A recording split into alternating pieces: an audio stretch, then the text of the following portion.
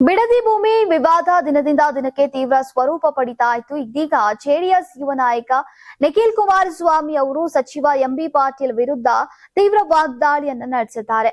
ಕುಮಾರಸ್ವಾಮಿ ಅವರ ಪತ್ನಿ ಹೆಸರಿನಲ್ಲಿ 100 ಎಕರೆ ಭೂಮಿ ಇದೆ ಎಂಬ ಆರೋಪಕ್ಕೆ ತಿರುಗೇಟು ನೀಡಿರುವಂತಹ ನಿಖಿಲ್ ಕುಮಾರಸ್ವಾಮಿ ಈ ಹೇಳಿಕೆಗೆ ಸಾಕ್ಷ್ಯ ನೀಡುವಂತೆ ಸವಾಲನ್ನ ಹಾಕಿದ್ದಾರೆ. ಎಂಬಿ ಪಾಟೀಲ್ ಅವರನ್ನ ನಾನು ಗೌರವಾನ್ವಿತ ಹಾಗೂ ವಿದ್ಯಾವಂತ ಸಚಿವ ಅಂತ ಭಾವಿಸಿದ್ದೆ. ಕುಮಾರಸ್ವಾಮಿ ಅವರ ಪತ್ನಿಯ ಹೆಸರಿನಲ್ಲಿ ಆ ಪ್ರದೇಶದಲ್ಲಿ 100 ಎಕರೆ ಜಾಗ ಇದೆ ಅಂತ ಅವರು ಸಾಬೀತುಪಡಿಸಬೇಕು. ಅದಕ್ಕೆ ಸಾಧ್ಯವಾಗದೆ ಹೋದ್ರೆ ತಕ್ಷಣ ಸಾರ್ವಜನಿಕವಾಗಿ ಕ್ಷಮೆಯಾಚಿಸಬೇಕು ಅಂತ ನಿಖಿಲ್ ಅವರು ಆಗ್ರಹಿಸಿದ್ದಾರೆ.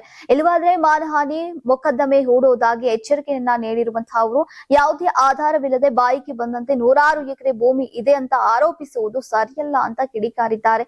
ರಾಜಕೀಯ ಟೀಕೆ ಮಾಡುವಾಗಲೂ ಕೂಡ ಜವಾಬ್ದಾರಿಯುತವಾಗಿ ನಡೆದುಕೊಳ್ಳಬೇಕು ಅಂತ ನಿಖಿಲ್ ಅವರು ಹೇಳಿದ್ದಾರೆ.